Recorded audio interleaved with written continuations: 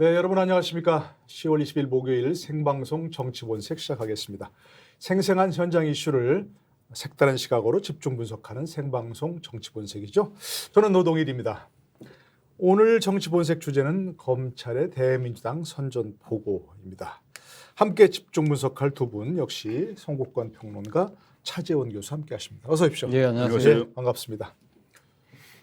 민주당 상황 보셨죠? 네. 어젯밤부터 이렇게 뭐 대치하고 예. 있는 거 뉴스 다 나오더라고요, 그죠? 네. 의원들이 막 몰려와가지고 피켓 들고 있으면서 검사하고 수사관들이 함께 나와서 검사 2명, 수사관 6명. 예, 그렇다고 해서 뭐 언쟁을 벌이는 것도 봤습니다. 네. 네. 제1야당의 그 당사를 압수수색하겠다는 건 아무래도 뭐 이례적인 거죠. 검찰이 그렇게 나오는 의도는 뭘까요? 이게 지금까지와는 전혀 다른 국면에 들어갑니다. 왜 그러냐면 네. 지금까지는 무슨 뭐 대장동, 백현동, 뭐 성남 FC, 뭐 변호사비 대납 여러 가지가 있었지만 네. 이거는 좀 상황이 다른 거예요. 뭐냐면은 대선 작업 문제입니다. 대선 작업 문제인데다가 네. 또 대선 작업이 만약에 검찰에 지금 그 수사대로라면은 이 자금이 어디서 들어왔느냐? 대장동에서 바로 들어온 거예요. 네. 대장동에서 20억 원을 요구를 했고 8억 원이 들어왔는데 자 20억 원을 요구를 할 정도가 되면은 그 이재명 성남시장 시절에 뭔가를 해줬다는 이야기가 되잖아요. 아무것도 없이 그냥 20억 달라고 할 수는 없는 거죠. 그리고 또 실제로 그 중에서 8억을 줬기 때문에 그토록 대장동은 이 당군일의 최대의 뭐 수익 사업이다, 뭐 지자체 이익 환수 사업이다 이렇게 이야기를 했는데 네. 실제로는 그 대장동에서 20억 원을 요구할 정도의 이 뭔가를 해줬다는 이야기가 되는 겁니다. 그리고 8억 원을 받았는데 계속 순차적으로 주던 시점에 갑자기 딱 끊긴 게 대장동 2억이 언론에 보도가 되면서부터 끊겼어요. 그러니까 네. 그때까지 8억이지 실제로는 20억 요구한 걸 다 주려고 했을 수도 있는 거죠. 그래서 이것은 대선 자금 수사고 네. 지금 검찰 입장에서는 이 그 긴급 체포를 했기 때문에 김용 부원장. 김용 부원장을 체포를 했고 김용 부원장 자택도 압수수색을 했기 때문에 동시에 그 사무실도 압수수색에 들어간 그런 측면이 있는데 물론 민주당에서는 국감 중에 어떻게 이 제1야당 당사를 압수수색하느냐 이렇게 하지만 검찰에서는 당사가 목적이 아니고 그 8층에 있는 이 민주연구원 그 부원장이 있는 방 네. 거기만 핀셋으로 하려고 들어간다 이렇게 했기 때문에 네. 뭐 민주당이 반발을 할 수도 있지만 검찰로서는 그리고 이 영장을 법원이 발부를 해줬잖아요. 네. 법원에 발부를 해줬기 때문에 법원에서도 충분한 그 필요성이 있다고 인정을 한 거다 이렇게도 볼 수 있는 거죠. 적법한 법 집행이다. 지금 말씀하신 것 중에 이제 뭐 대선 자금이다. 그리고 돈의 성격이라든지 뭐 8억, 20억 이분은 아직 확정된 단계는 아니고 검찰의 영장 안에 검찰에서 이제 얘기하는 그런 영장 안에 있는 것이고 거죠. 체포 영장이 이렇게 좀 예. 공개됐다 그런 것이고 일단 새로운 국면인 건 맞는 것 같아요, 그죠? 네. 완전히 새로운 국면인 건 맞는 것 같고 민주연구원 부원장 김용 부원장이죠. 네. 이분이 뭐 이재명 대표 입으로 본인이 측근이라고. 측근이라면 이 정도는 돼야 분신, 한다는 거 분신 이야기했습니다. 예, 분신. 분신. 아, 분신이라고. 나의 또. 분신 같은 아예 사람. 분신. 어쨌든 뭐 측근이라면 이 정도는 돼야지라고 할 때 정진상, 김용수처럼 꼽은 사람입니다. 그 김용 부원장이 일단 체포가 됐다는 거 새로운 국민은 분명하고 네. 그런데 검찰이 일단 뭐 첫 번째는 굳이 민주당사에 있는 그 저 김용 부원장의 사무실을 압수수색할 필요가 있었을까 하는 게 그런 거죠. 일단 의문이 드는 게. 제가 한국 정치를 일선에서 한 30년 가까이 지켜봤는데요. 네. 제가 기억하는 바로는 제1야당을 검찰에 압수수색하겠다고 압수수색 영장을 들고 온 건 제 기억에는 없습니다. 그렇습니까? 예, 제 기억에는 없고요. 네, 한번 찾아봐야 되겠네요. 어쨌든. 물론 예. 제가 기억하는 바로는 당시 옛날 한나당 시절에 정영근 의원에 대한 체포영장을 들고 왔는데 네. 정영근 의원이 당사로 도피를 했어요. 음. 그래서 그 당사에 잡으러 왔던 그러니까 그 수사관들하고 검사를 당에 못 들어오도록 들어오게 했죠. 그 막은 적은 있습니다. 네, 그러나 네, 네. 그러니까 그건 특정 개인에 대한 체포영장을 집행하러 온 것이지 압수수색을 야당 당사에 하겠다고 온 적은 제 기억에는 없습니다. 자 그렇다고 한다면 그러니까 이제 김용 부원장이 있는데 체포하러 왔다면 별개 문제지만 별개 문제인데 네. 그게 아니고 그리고 네. 또 김용 부원장이라는 분이 민주연구원 부원장이 임명된 게 제가 알기로는 이달 10일이에요. 그러니까 8일밖에 안 됐어요. 8일밖에 안 됐어요. 예, 예. 그리고 지금 기껏 민주당에 3번 정도 출근했다는 게 민주당 측의 이야기잖아요. 네. 모르겠습니다. 그러니까 검찰이 과연 김용 부원장이 거기다가 중요한 뭔가 결정적인 스모킹건이 되나당하는 증거를 숨겨놨다는 확신을 갖고 하는지는 모르겠습니다만 그러나 일반적인 상식으로 봤을 때는 그러니까 이 지금 매일 출근하지도 않고 그렇다고 해서 뭐 1년, 2년 동안 계속적으로 그 자리에 있었던 분도 아니고 네. 기껏 한 서너 번 당사에 왔다 갔다 한 사람을 그러니까 지금 그런 자료들을 압수하기 위해서 특히 제1야당을 압수수색하겠다? 저는 이 발상 자체가 정말 놀랍다는 생각이 네. 들어요. 그러니까 이거는 뭐 말 그대로 지금 제1야당을 국정의 동반자로 여기지 않겠다? 뭐 정필요하다고 한다면 그러니까 지금 어제 민주당 측에서 이야기한 것처럼 그러면 거기 있는 컴퓨터를 내달라든지 네. 그런 식으로 요청을 하는 것도 하나의 방법이지 않을까 하는 생각인데 어쨌든 야당 당사에 대한 압수수색 영장을 집행하겠다는 그 발상 자체가 정말 이례적이고 정말 네. 놀랍다는 것이고요.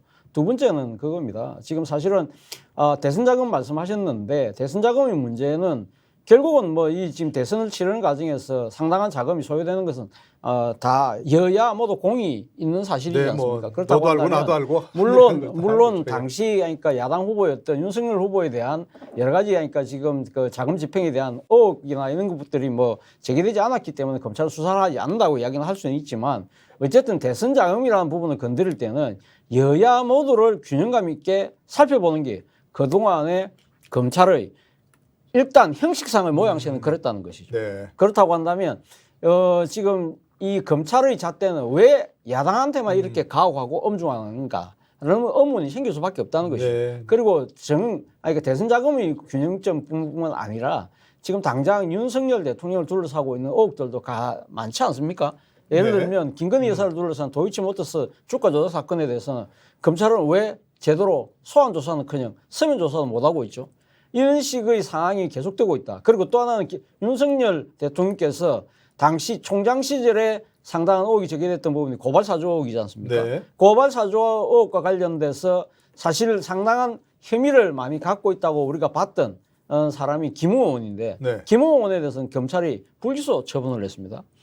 공수처에서도 그 고발 수사권은 뭐 하죠. 불기소- 하는데 예. 그러니까 검찰 차원에서는 네네. 일단 불기소 처분을 했다는 네. 거죠. 네. 자, 이런 부분들을 봤을 때는 그러면 야당 입장에서는 검찰이 균형감 있게 수사를 하고 있느냐 네. 이런 부분을 따지지 않을 수 어떤- 없는 부분이고요. 예. 검찰 수사의 공정성 문제가 제기될 수 그렇죠. 있다 다시. 그리고 또 예. 하나는 검찰이 지금 전방위적으로 지금 수사에 나서고 있다는 거예요. 네. 지금 전 정권을 겨냥한 수사가 대표적인 것이 서해 피격 공무원 사건이지 않습니까? 네. 그와 관련해서 이 서울중앙지검에 대한 국정감사가 열리는 날 서욱 전 국방부 장관에 대한 구속영장이 청구가 됐습니다. 그렇습니다. 이것 또한 제가 봤을 때는 상당히 정치적인 고려를 상당히 하는 편인데 네. 검찰이 이런 걸 아예 무시하고 지금 야당과의 전면전을 하겠다는 네. 이야기인 것 같고요. 그리고 또 어제 김용 그 부원장에 대한 체포가 진행되는 과정에 그 동시간에 지금 탈북어민 북송 사건과 관련해서 노영민 전 대통령 비서실장을 소환했습니다. 꽤 오랜 시간 조사받았다고. 꽤 오랜 시간을 조사받았죠. 네네네. 자, 그럼 김용 전 부원장에 대한 체포는 결국 이재명 당대표에 대한 최종 타깃이라고 많은 사람들이 봐요. 그렇다고 한다면 서욱 노영민에 대한 이제 검찰의 수사는 결국 문재인 전 문재인 대통령이 대통령의 가는 수사다. 것이다. 네. 그리고 여기다가 예, 예. 공교롭게도 어제 밤 자정에 유동규 전 이 성남도시개발공사 본부장이 네.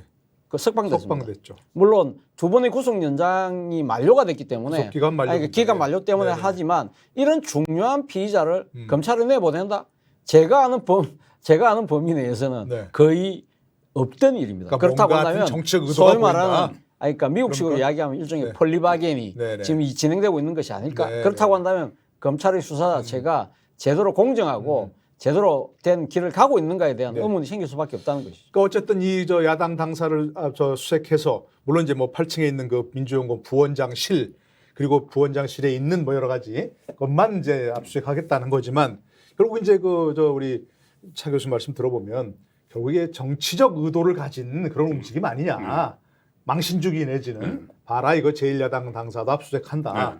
이런 걸 보여주기 한 거 아니냐. 예를 들어서 뭐 같은 시간대에 노영민 전 비서실장도 소환하고 하면서 하는 것들이 다 보이는 것들이 공정하지 않고 정치적 목적을 가진 정치적 의도를 가진 더 아니냐 이런 얘기입니다. 어떻게 보세요, 그거는? 그만큼 저지러 놓은 일이 많기 때문이죠. 지금 문재인 정부 5년 동안 지금 그 문재인 전 대통령을 주변을 둘러싼 혐의점들 한 10가지 되고 이재명 대표에 대한 혐의점도 한 10가지가 돼요. 오랜 수사를 해왔죠. 예, 다 수사를 해왔고 네네. 그리고 지금 말씀하신 뭐 김용 그 체포나 노영민 소환이나 서욱 그 이런 것은 전부 다 다른 사안입니다. 네. 서욱은 그 서해안 그 공무원 피살 사건이고 노영민은 북한 어민 강제 북송이고 김용은 정치 자금이고 다 다른 거예요. 네. 다 다른 건데 그러면은 이것을 동시에 시작을 하든 그러면 시작해라 하고 뭐 누군가가 지침을 내렸다 이렇게 되는 건데 지금 가령 예를 들어서 지금 그러니까는 망신주기라고 하는 대표적인 거 제가 말씀드릴 게 상당히 많은 것 같은데 일단 네. 하나만 할게요. 네. 핵심적인 거. 핵심적인 거. 지금 망신주기가 이게 제1야당 당사에 대한 압수수색이다. 지금 거기 임명된 지 8일밖에 안 됐는데 왜 그것을 가서 지금 뭐가 있겠다고 찾아가느냐. 그게 망신주기 아니냐 이렇게 네. 이야기를 하는데 저희들이 보통 어떤 자리에 있다가 새로 어떤 직을 맡으면은 네. 거기에 이삿짐을 갖다 놓죠. 그렇죠. 그럼 네. 거기에 뭐 본인의 노트북이나 USB나 과거에 했던 그런 흔적들, 컴퓨터 뭐 노트북 자기 것 또 자기가 뭐 어떤 메모장도 다 갖다 놓을 수가 있고 그래서 거기에 지금 그 임명된 지는 얼마 안 되지만 네. 본인의 짐이 거기 다 있을 거라고 이렇게 추정을 해서 이제 압수수색을 들어가는 것이고 네네네. 그리고 과거에 이 구치소까지 압수수색을 많이 했어요. 네, 그렇다고 그 박근혜 정부 정부 그때는 네. 우병우 같은 경우에 그때 국정농단 사건, 사법농단 사건 그 연루돼서 우병우가 있는 구치소를 압수수색을 했고 그 다음에 박용수 특검이 최순실하고 그쪽에 뭐 여러 사람들이 계속 다 있었던데 서울구치소 거기를 다 압수수색을 했어요. 네네. 그러면 구치소에 뭐가 있다고 그 압수수색을 하느냐? 그러면 그것도 망신주기냐? 구치소에 뭘 또 망신을 줍니까? 네. 그거는 거기 가서 내 메모자 한 장이라도 네. 찾을 수 있는 그 확률이 있기 때문에 수사에 어떻게 보면은 뭐 최선을 다하는 그런 차원이라고도 볼 수 있는 것이지. 네. 그걸 굳이 그 8일밖에 안 됐는데 거기 뭐가 있다고 망신주기 아니냐 보는 것은 네. 저도 수사 기법은 잘 모르지만 네. 검찰이 여태까지 수사를 해왔던 그런 행태죠. 그러니까 사실 검사 어제 이제 그 공방을 벌이는 거 보니까 네. 이제 그 민주당 의원들이 나와서 지금 말씀하신 거대로 임명된 지 8일밖에 안 됐고 네. 한 서너 번 출근밖에 안 했다. 하루에 1시간씩. 이런 사람을 뭘 수색하려고 하냐 그런 거를 라고 이제 얘기했는데 검사가 그러더라고요. 아니 아무것도 없다면 그러면 수색해서 확인하게 하면 될 거 아니냐. 그렇죠. 그런 지금 그 검사가 이렇게 반론을 제기하던데 아무것도 야당의 없다면 예. 거기 들어가서 다 다른 데는 절대 보지 못하게 하면 네. 당연한 거고 봤다면 그 불법이니까 딴 네. 데를 보면 네. 그 민주연구원 부원장실만 가서 아무것도 없다는 거 자 빈 공간이다라는 거 확인하면 되지 않냐라고 검사가 반론을 하던데.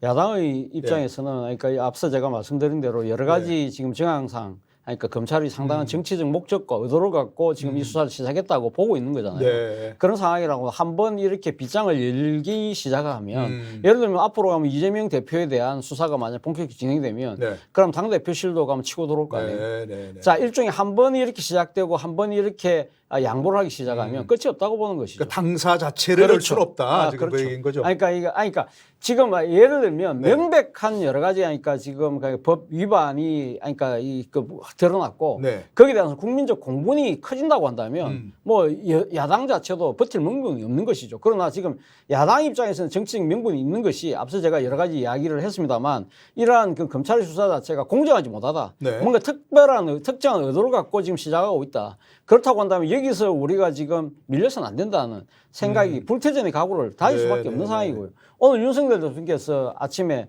출근을 하면서 이와 관련된 질문이 나오니까 과거 지금 민주당이 여당 시절에 어떻게 했느냐. 그러니까 당시 그러니까 언론사 수색도 압수수색도 했다.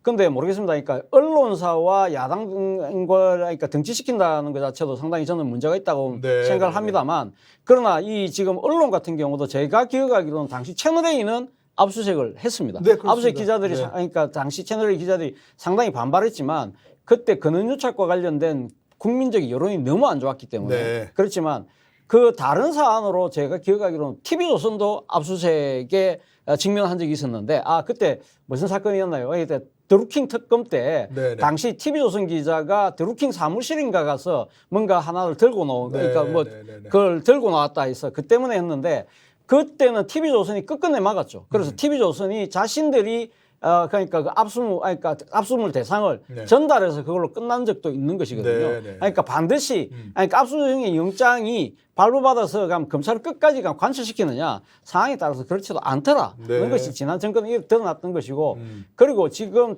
대한민국의 법원이요. 저는 이 압수수색 영장의 그 발부률을 듣고 저 깜짝 놀랐는데요. 저는 사실은 지금 거의 99% 가까이가 네. 신청만 하면 내준다는 거지 않습니까? 그렇기 때문에 그러니까 일단 압수수색 영장. 예, 압수영장은 네네네. 상당히 그러니까 90%가 넘는 발부율을 갖고 있다. 그렇다고 한다면 검찰이 수사에 필요하기 위해서 하나의 절차를 진행하는 과정에서 이것이 필요하다고 이야기하면 법원은 어지간하면 다 내준다. 그렇기 때문에 그러니까 검찰의 압수수색 영장을 발부했기 때문에 검찰의 지금 하는 여러 가지 모든 행위 자체가 뭐 물론 적법할 수는 있지만 그것이 정치적으로 그러니까 도덕적으로 정당하다고 이야기하기는 좀 어폐가 있다는 거죠. 적법성은 갖췄다 하더라도 정당성은 인정하기는 어려운 부분이 네. 있다. 분명히 그런 말씀이신데 묘하게 네. 윤석열 대통령이 또 당협위원장들을 모아놓고 네. 얘기하다가 주사파 세력과는 네. 협치가 불가능하다. 네. 이렇게 얘기하면서 그 일이 벌어졌어요. 물론 네. 뭐 그게 뭐 오비락이겠죠. 아니 오비락이 아닙니까? 아닙니다. 아닙니까? 질문자가- 그런 의도에 따라서 아니까 네. 그 말씀과 아, 예, 함께 예, 예. 또 검찰 수사가 이렇게 그렇죠. 야당을 겨냥하는 것은 네. 야당이 발끈할 만하다.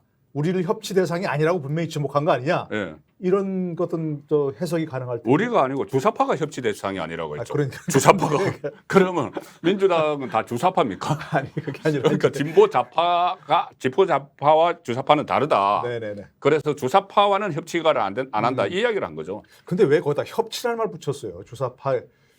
그러니까 주사파와는 함께할 수 없다. 하나를 이고 살 수 없다. 이건 괜찮은데 협치라는 건 그러니까 어떤 당대 당으로 하는 거지 뭐. 그 그런 거 깊은 아닙니까? 뜻이 어디 있는지 모르겠지만 네. 일단 그것은 생각해 볼 수가 있죠. 지금 문재인 정부가 초반부터 네.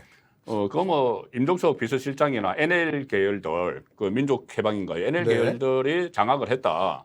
그래서 그때 비서관들 10명 정도가 NL 계열이 들어가 있었어요. 임종석부터. 네. 그래서 그쪽을 이제 주사파라고 불렀기 때문에 그 문재인 정권 때 그렇게 강경하게 했던 그리고 이것이 연결이 됩니다. 주사파라는 그 주체 사상을 그 추종하는 그 세력인데 지금 그 서해 공무원 피격 사건이나 아니면은 그 북한 어민 강제 월북이나 이런 것들이 전부 다 북한과 친화적인 그런 노선 속에서 나온 거잖아요. 네. 그리고 그것들이 지금 검찰 수사를 받고 있기 때문에 너무 극단적인 그 북한 추종자들과는 대화 상대가 아니다 이 이야기를 한 걸로 저는 받아들이는 네. 거죠. 그러니까 그건 이제 그렇고 네. 그렇다 치고 그 발언이 바로 검찰의 어떤 강경 대응, 민주당사 압수수색 이런 거에 어떤 그 뭐 고신호가 아니었느냐 지금 이런 얘기를 해볼 수 있는 거죠. 이게.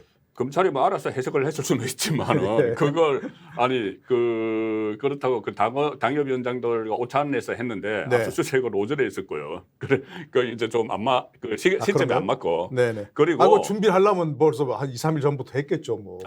그렇죠. 뭐 네. 어쨌든 그 내막은 지금 드러나지 않은 거니까 네. 확인되지 않은 거니까 교감이 저는 또 완전히 없었다고 보기도 어려워요. 사실상 우리나라 대통령제에서 예. 대통령제에서 뭐 행정, 사법 뭐 전부 다 같이 책임을 지고 국정을 운영하고 잘못 국정이 운영되는 건 본인이 책임을 져야 되잖아요. 대통령이 네, 네, 그 네. 탄핵까지 당할 수도가 있는 이런 상황이기 때문에 완전히 그 동떨어져서 뭐 그 할 수는 없는 거죠. 그래서 어느 정도 국정 방향에 맞춰서 네. 이렇게 뭐 사법부도 움직이고 입법부도 움직이고 할 수는 있다고 보는 거죠. 네. 그런데 제가 지금 그거는 너무 그 이야기를 끌고 가면은 끝이 없고 네. 지금 왜 끝을 제1야당 내주세요 그러면. 예 이걸로 끝낼게요. 네. 왜 제1야당을 네. 압수수색을 하느냐? 예, 예. 그러니까. 자, 그 정치적 목적이 있는 거 아니야? 단순 수사가 아니고 이런 거죠 분명히. 두 가지 말씀드리면 하나는 청와대도 압수수색 시도를 했습니다.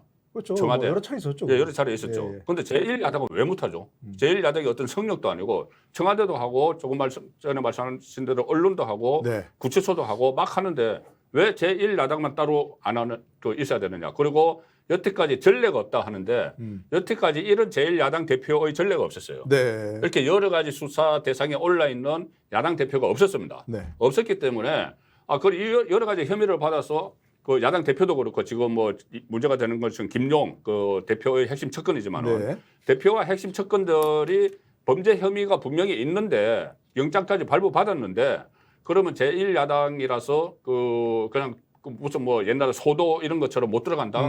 그건 그 성립이 안 되는 거죠. 그렇죠. 그 전에 그건 뭐예요였습니다. 그렇죠. 그 전에 만약에 그 전에 야당 대표가 그런 혐의점이 많았더라면 그 선례가 생겼었겠죠. 네.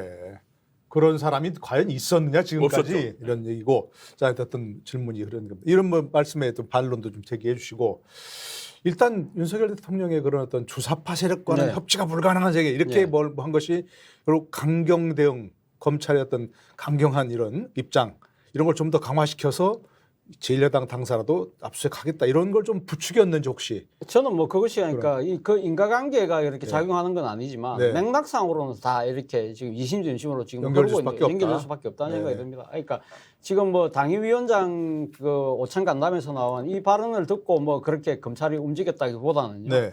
지금 알게 모르게 소위 말해 대통령 국정 철학을 지금 검찰이 상당히 소위 말하는 코드를 열심히 맞추고 있는 거죠. 네, 네. 그리고 이제 대통령의 이 지금 모식정에 놓은 이 발언이지 않습니까? 아까 우리 진행자께서도 말씀하셨다시피 왜 그러면 지금 주사파 척결 정도 이야기하면 되는 것이지 네네네. 왜 그걸 협치의 대상이 아니라고 이야기했을까? 조금 그거 더 자체가 그거를- 상당히 지금 문제라는 거죠. 협치라는 것이 영어로 가버넌스 아닙니까? 네. 가버넌스라고 하면 일종의 우리 사회 지배구조인데 지배구조 안에서 우리가 협치를 할 때는 그러니까 정부 여당과 야당이라는 그 일종의 대상이 딱 특정화되어 있잖아요. 그건 되게 정치 세력끼리 그러니까 얘기하는 그렇게 거죠. 정치 세력끼리 하는 것인데 그렇다고 한다면 주사파가 지금 난데없이 무슨 정당을 만들어서 지금 뭐 같이 하자는 것도 아니잖아요. 그렇다고 한다면 예를 들면 주사파가 많이 있다 카더라 하는 정도 이야기였지 뭐 임종석 뭐 전 대통령 비서실장이 주사파 라 하더라는 이야기지. 네. 그것이 임종석 전 비서실장이 비롯해서 당시 민주당 정권 때 뭐 핵심에 있던 사람들이 다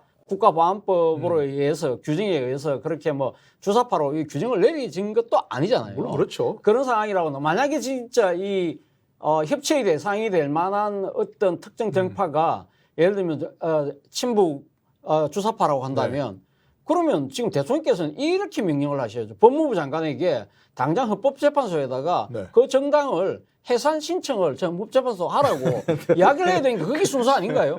그러니까 예를 들면 그건 좀 너무 나간 거고 어쨌든. 아니 네. 통합진보당 어쨌든. 때 네. 그 뭐 이석기 사건으로 해서 이석기 전 의원이 당시 의원이 했던 아로라는 혁명조직이라는 그것이 네. 진보당의 강령에 들었다고 해서 그래서 당시 한교안 법무부 장관이 헌법재판소에다가 정당 해산을 심판을 청구를 했고 네. 그것이 결국 인용이 되어서 통합진보당이 사라졌던 전례가 있잖아요. 그렇다고 한다면 지금 만약에 협치의 대상이라는 것이 지금 어떤 특정 정당을 무의식적으로 겨냥한 것이라고 한다면 그런 정도의 의심이 있다고 한다면 법무부 장관을 통해서 왜 그럼 한동훈 법무부 장관이 가만히 있습니까? 일종의 직무유기죠. 그렇다고 한다면 네. 이 지금 대한민국의 헌법 질서 기본 가치를 지금 위배하는 정당이 있다고 한다면 당연히 그러면 지금 헌법재판소에다가 예.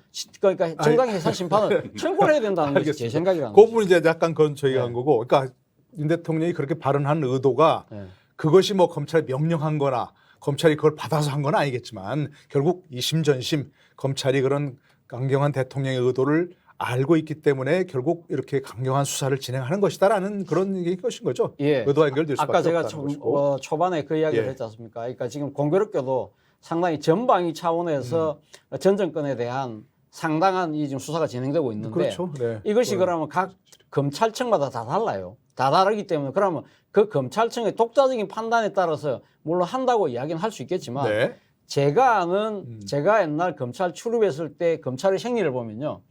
사실은 우리 사회에서 좀 빵꾸 깨나 낀다는 사람들에 대한 수사는 전부 다 위선업으로부터 다 보고하고 허락을 득해서 합니다.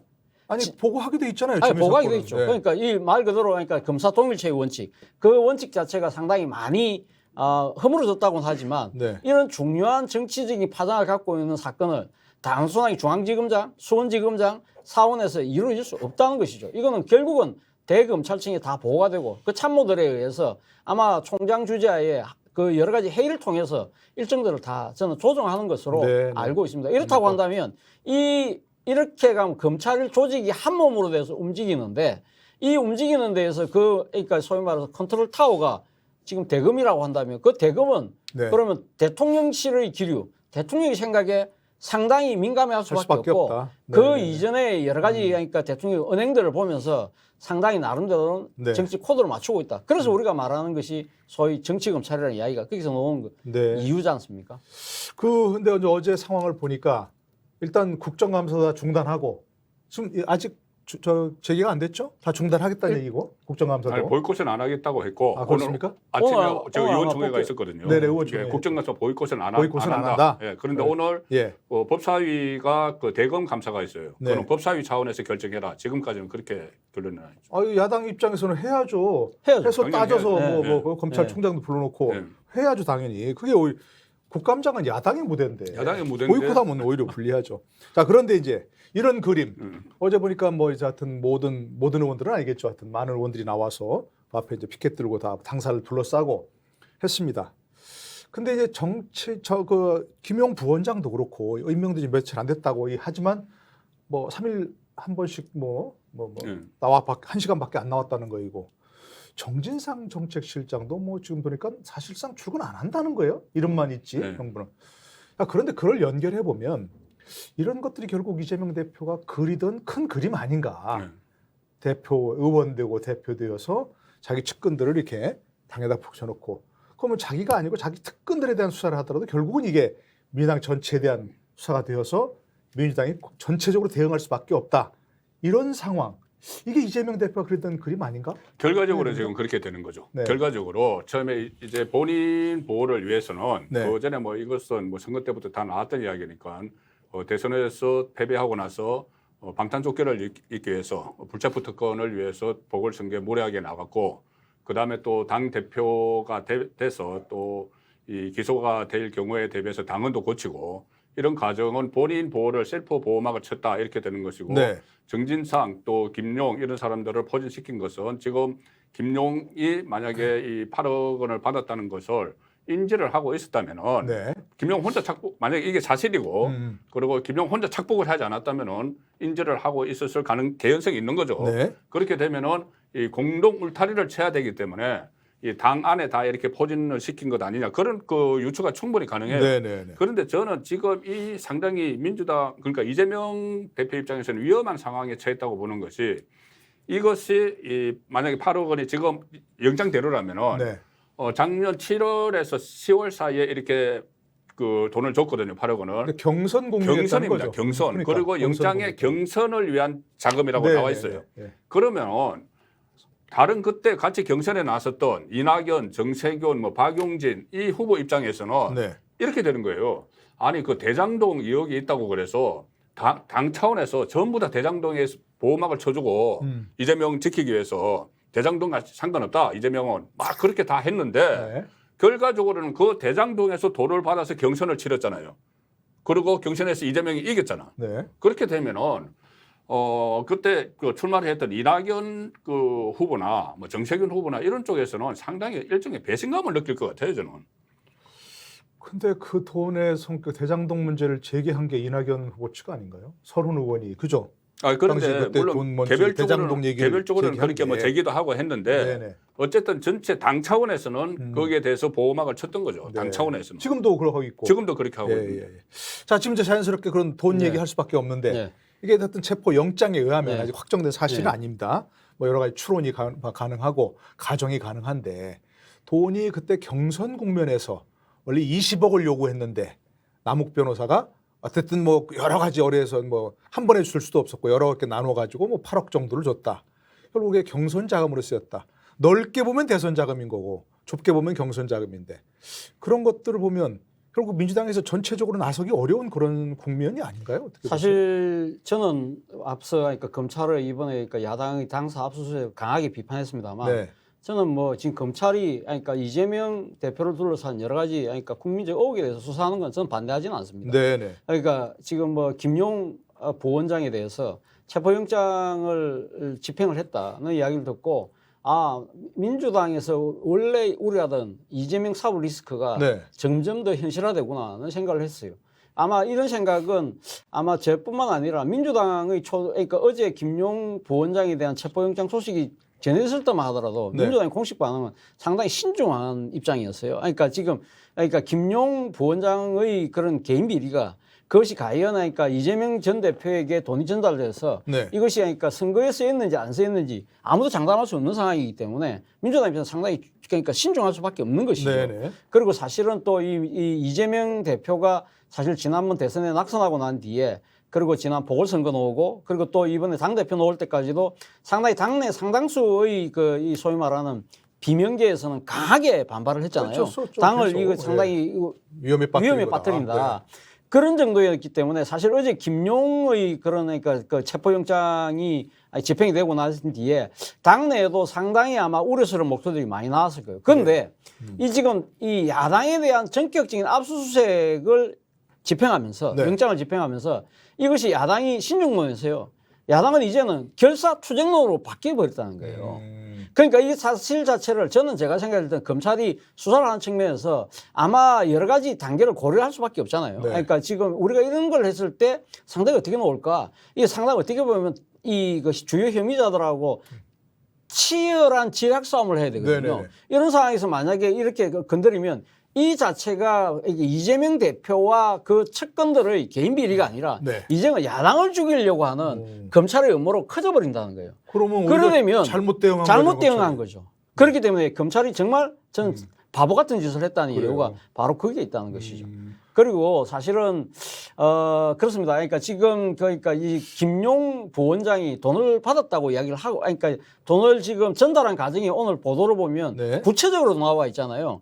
그렇다고 한다면 유동규만 진술을 한 것이 아니라 유동규의 진술을 갖고 남욱 또 정 무슨 변호사죠? 정영학, 정민용. 예. 그리고 앉아 유동규 그다음 이렇게 넘어간다는데 네네네. 그러면 아마 남욱과 정민용 변호사도 아마 충분히 진술 다 했을 거예요. 네. 그렇다고 한다면 사실은 제가 아는 이 법률적 상식으로 봤을 때 뇌물 사건 같은 경우는 네. 거의 증거가 안 남아 있어요. 몇 년 시간이 지나고 나면. 현금이니까 뭐. 그러면 결국은 일관된 주요 피 그러니까 이 지금 혐의자들의 네. 일관된 진술이거든요. 근데 그것도 한 명이 아니라 그러면 지금 남욱 그러니까 정민용 유동규까지 세 명이 일치된 진술을 한다고 한다면 네. 사실은 이 지금 김용에 대한 혐의를 상당히 그러니까 일종의 입증하는 데는 문제가 없다. 문제는 네네네. 물론 검찰 입장에서는 그 문제는 김용이 받은 그 돈이 이재명 대표에게 갔느냐 안 갔느냐를 찾기 위해서 네. 압수했는지는 모르겠지만 김용의 혐의를 아마 이 나름대로 자기들이 뒷받침하는 데는 네. 저는 야당의 압수수색까지는 필요 없었다는 것이죠. 괜한 짓을 해서 상당히 이 사건 자체의 성격을 완전히 엉뚱한 대로 만들어버렸다. 네. 어떻게 보면 오히려 민주당에서 손절할 수 있는 거를 손절할 수 있는 전체가 거. 나서 이렇게 그렇죠. 한게 그런 거 보면 이제 검찰이 정말 우둔한 짓을 했다는 그러면 생각이 정치적 고려가 그 자체가 없었다는 정치적 목적이 그러니까 네? 그 자체 그러면 정치적 검찰이 목적이 정치적 없는 게 목적으로 되는 한 게 아니다는 그런 아니 수도 그러니까 있잖아요. 그런 식으로 우둔한 짓을 한 이유가 네. 결국은 이것이 이재명 대표와 그 측근들에 대한 것뿐만 아니라 이참에 일종의 야당에 대한 뭐랄까요 전체적인 전방위적인 옥죄기 지금 서해 피격 그리고 또 지금 탈북 어민 이런 부분들을 다 같이 한 통 속으로 넣어서 네. 생각을 하다 보니까 그런데 생각을 못 미친다는 거죠. 너무 성급하게 네. 이렇게 했다. 근데 어쨌든 어제 반응을 보니까 이재명 대표는 계속 기자들이 물어보는데도 침묵을 지켰어요. 아무 얘기하지 않고 있다가 오늘 아침에 이제 증거를 뭐 조작했느냐 이렇게 얘기했죠. 그런데 김용 부원장은 뭐라고 했냐면 증거가 뭐 조작됐다. 네. 다 거짓이다. 얘기했는데 저는 오늘 아침에 그 이재명 대표의 발언 중에 완전히 거짓말이다. 없었다. 그렇게 하는 것보다 그게 아니고 네. 김용이 받을 수는 있었겠는데 막 이렇게 그런 얘기 하는 건 아니지만 느낌이 네, 느낌이 나는 이런 한 번 본 일 없다. 그건 그들 사이의 문제일 수 있다. 이렇게 하는 것 같아요. 나는 이런 한 번 본 적도 나는 없고 모르는 쓴 적도 거고 없다. 나 보는 것도 없고 쓴 적도 없다. 이런도. 자신들이 네.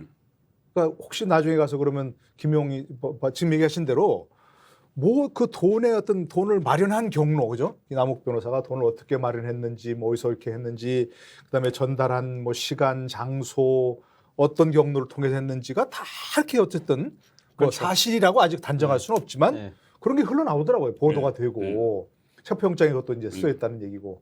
그러니까 그런 것들이 있으니까 들이대고서 이렇게 얘기하니까 자백을 한 거지. 또 그것도 없이 자백해 그러면 자백했겠습니까 사실은.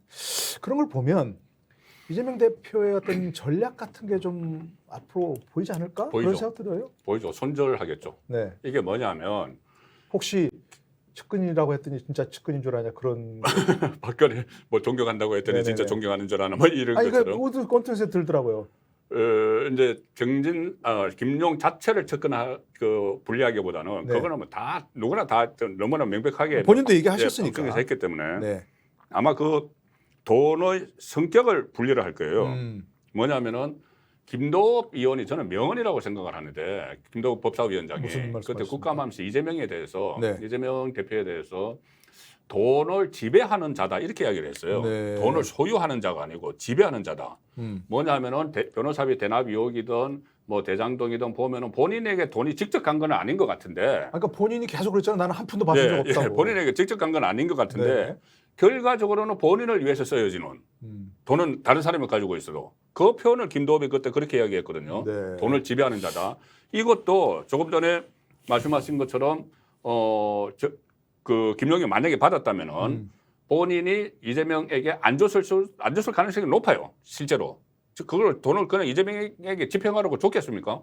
본인이 집행하죠. 다. 본인 집행하죠. 이재명 대표를 본인이 위해서. 그때 그 받은 이후에 조직 총괄 부본부장을 맡았습니다. 선거 선대본부에 있었죠. 예, 조직 총괄하면 조직을 아시다시피 전국에 조직을 하려면 엄청나게 돈이 들어가요. 그게 뭐 조직이라는 게 그냥 말로 되는 것이 아니고 조직 이꼴 돈이에요. 예, 돈이 들어가니까 네. 그러면은 그 돈을 만약에 8억 원 받은 돈을 그것을 위해서 조직을 위해서 썼다고 하면은 이재명 그 후보에게는 돈이 안 갔죠. 네. 안 갔지만은 어쨌든 이재명을 위해서 쓴 게 되기 때문에 네.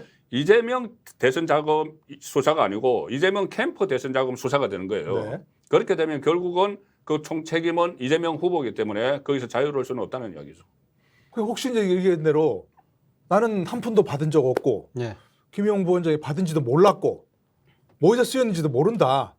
지금 이게 어떤 돈이 이제 말씀하신 대로 네. 김용 부원장이 받은 것은 뭐 이렇게 검찰이 이제 여러 가지 증거를 네. 확보해서 어쩔 수 부인할 수 없는 상황이 된다 하더라도 네. 그렇게 나갈 수 있는 거 아닙니까? 그럴 가능성도 있죠. 네네. 뭐 그걸 전혀 배제할 수는 없는 거죠. 그러니까. 그러니까 지금 이재명 대표도 변호사잖아요. 네. 그렇기 때문에 사실은 아마 여러 형사 사건도 본인이 담당을 많이 해봤을 거고 네. 그렇기 때문에 아마 이재명 대표 입장에서도 지금 돈이 남욱으로부터 나와서 이 지금 유동규를 거쳐서 김용한테까지 흘러간 부분에 대해서는 네. 지금 일종의 부인할 수 없다. 그 생각을 했을 가능성이 저는 높다고 봐요. 네. 그렇기 때문에 그렇지만 그 돈을 그럼 김용이 어떻게 집행했는지, 내를 위해 썼는지, 아니면 자기가 지금 소위 말해서 인마이 포켓을 냈는지, 네. 그건 내가 알 바 아니다. 그러니까요. 지금 이 경선하는 과정에서 여러 가지 돈들이 들어간 부분에 있어서 그냥 알아서 실무 차원에서 어떤 식으로든 아마 후원금을 통해서 했든지, 저는 자기는 그렇게 알고 있었다는 식으로 네, 네. 강변할 가능성이 상당히 높아요. 음. 그렇기 때문에 검찰 입장에서도 과연 이재명 전 대표를 김용과 관련해서 엮느냐 부분이 상당히 문제인데 바로 그 점 때문에 아마 네. 아까 제가 말씀드린 것처럼 네. 아마 당사 압수수색을 시도했을 가능성도 있다고 저는 봐요. 네, 그렇지만 네. 그럼에도 불구하고 사실은 그러니까 김용의 입을 열지 않는 이상 저는 찾기가 힘들지 않을까. 네. 과거 우리가 아는 그 차떼기 그 대선 자금 수사 아시죠? 그러니까 당시 2002년 대선 과정에서 LG가 현금 250억이었던가요? 그걸 그러니까 트럭에 실어서 차에 실어서 몽땅 줬잖아요. 차체 차책이죠. 그럼 그 돈은 누구를 위해서 쓰였습니까? 네. 당시 이해창 이해창 후보를 후보, 위해서 쓰였잖아요. 그럼 이해창 후보가 기소됐습니까? 기소 안 됐습니다. 네. 이해창 후보는 자기 몰랐다는 모르는 거잖아요. 거죠. 예. 자, 그런 식의 논리를 이재명 대표 입장에서도 네. 당연히 그렇게 이야기할 수밖에 없는 것이고 사실은 그때 당시 검찰이 그러니까 당시 후보를 기소를 하지 않았던 이유는 당시 대통령이었던 네. 노무현 대통령 선거 과정에서 수십억의 대선 자금을 측근이 받았던 부분이 있기 때문에 네. 노 대통령에 대해서는 그러니까 측근이 받은 거 몰랐다고 봐주는 그런 측면이 있기 때문에 형평성 차원에서 그런 측면이 있었던 것이죠. 네, 네. 그런데 과연 이번에도 과연 검찰이 그렇게 그러면 과거 이해창 후보가 몰랐던 것처럼 이재명 대표도 몰랐다고 하고 툭 넘어갈 수 있을까? 네. 그거는 퀘스천 마크가 있는 거죠. 근데 사실은 이게 이제 뭐 돈이 뭐 경선 대선 과정에서 8억만 갖고 되겠습니까? 결국은 과거 이제처럼 검찰이 이런 부분을 본격적으로 캐기 시작할까요? 아니면 여기서 그냥 이 정도로 돈 드러난 것만 하고 넘어갈까요? 이게 정말 대선 자금 수사로 간다면 이건 엄청난 파장이 핵 폭발이 일어날 수 있는 사안 아닙니까? 이거? 그러니까 대선 자금 그래서. 수사를 하면은 조금 전에 말씀하신 것처럼 네. 역대 다 그렇게 해왔어요. 양쪽에 다 생평을 맞춥니다. 비슷하게. 예, 비슷하게. 왜 그러냐면 한쪽만 수사를 하면은 네. 이쪽에서도 그러니까는 그 한쪽 정당을 수사를 하면은 그 정당에서도 상대 정당에 대해서 여러 가지 제보도 들어오고 하는데 네. 돈 관련해서는 서로 다 알고 있죠. 서로 다 알고 있는 네. 거죠. 그러면 또 검찰에 이것을 또 제보를 하든지 해서 막 해서 결국은 나중에는 뭐 형평을 맞추게 되는 이런 네. 식으로 가는 거죠. 그런데 지금 저는 물론 이것이 그 김용의 체포에 의해서 전국 흐름이 이재명 그 사법 리스크가 대선 자금 쪽으로 좀 이동을 하고는 있지만 그것보다는 더 위험한 것들이 지금까지 나왔던 뭐 그 후원금 의혹이나 네. 아니면 변호사비 대납 의혹 뭐 이런 거라고 봐요. 이런 것들은 지금까지 계속 수사를 해왔던 거고 네. 이거 대선 자금은 오히려 보면은 이 수사 초반 같잖아요. 네. 수사 초반이기 때문에 그러니까 만약에 캔다면 예, 캔다면 그런데 이 앞에 것이 먼저 쫙 터져버리면은 네. 이것은 좀 허지부지 될 가능성도 저는 있다고 봅니다. 네, 네. 그러니까 어쨌든 좀 여러 차례 얘기 들어보면 만약에 검찰이 대선 자금까지 본격적으로 건드리기 시작한다면 이 부분은 정말 엄청난 파장이 있을 수 있는 문제고 검찰이 그렇게까지는 안 하지 않을까 싶긴 저는 뭐 한데. 안 할 거라고 봅니다. 네. 그까지는 안 하고 아까 말씀하신 것처럼 사실 이재명 대표에 대한 여러 가지 이 지금 혐의들이 많기 때문에 그 수사하기도 바쁘거든요. 그렇기 때문에 그리고 또 2002년도 당시 대선 때의 대선 자금 수사가 상당히 그러니까 그 뒤이후에 대선의 여러 가지 그러니까 관행 자체를 많이 바꿨습니다. 네. 그래서 실질적으로 지금 과거 2002년 전까지 우리가 봐왔던 그러한 그러니까 불법 정치 자금을 상당히 선거에 쓰는 행위 자체가 네. 이제는 거의 다 사라졌어요. 그렇기 때문에 검찰이 실제 파봐야 제가 봤을 때는 놓은 것이 거의 없다는 생각이 듭니다. 뭐 하여튼 뭐 그랬으면 좋겠습니다만 자 이제 이쪽에 이제 거의 마무리할 시간이 됐는데 이런 얘기 좀 해보죠. 예, 어쨌든 윤석열 대통령이 뭐 의도하건 의도하지 않았건 간에 결국 검찰을 앞세워서 뭔가를 이렇게 많이 뭐 전국을 주도해 나간다 할까요? 그런 건 분명한 것 같습니다. 그렇죠? 뭐 검찰이 또 윤석열 대통령의 뭐 의도를 뭐 알고 그러는 것인지 교감이 있으는 것인지 어쨌든 뭐 또 암묵적으로 교감 그냥 알아서 하는 건지 모르겠지만 이런 정치 그야말로 뭐 힘을 앞세운 검찰 수사를 앞세운 어떤 전국 운영 이건 어떻게 보세요? 이건 바람직한 건 아닌 것 같긴 한데. 네. 네. 검찰을 앞세운 전국 운영 이것과 네. 검찰이 수사를 그 전임 정권에 대해서 강하게 하는 건 좀 분리가 되겠죠. 다른 얘기입니까? 검찰을 앞세운 네네. 지금 그것이 어떤 그 정부 요직의 검찰 출신들을 이제 아친다. 네. 그 부분하고 검찰이 그 전임 정권에 대해서 수사를 강화한다는 조금 좀 다른 결이 다르다. 결이 다른 걸로 네. 봐야 되는데 네. 일단 검찰 공화국 이런 이야기까지 하면서 검찰이 모든 것을 장악을 한다. 그런데 그 자세히 보면은 네. 한두 군데가 과거 정권에 없었던 때 한 몇 군데가 검찰 출신이 간 것이지 원래는 검찰 출신들이 가는 데를 거의 많이 갔고 네. 또 예를 들어서 옛날에 정치인 출신 대통령은 정치를 할 때 가신그룹이 같은 자리에 지금 검찰 생활뿐이 안 했으니까는 윤석열 대통령이 검찰 때 있었던 그것도 검사도 아니고 수사관이나 행정을 보던 사람들을 데려가는 거예요. 뭐 총무 쪽이나 네. 아니면 부속실이나 뭐 인사 쪽이나 이런 데는 과거에는 대통령의 그 가신그룹에 갔어요. 정치권 출신 가신그룹이. 네. 그거를 이제 검찰 출신들이 그와 가는 거고. 비슷한 아는 사람으로 쓰는 그렇죠. 거다. 내 사람 쓰는 예. 깊숙한 돈 문제 이런 거니까.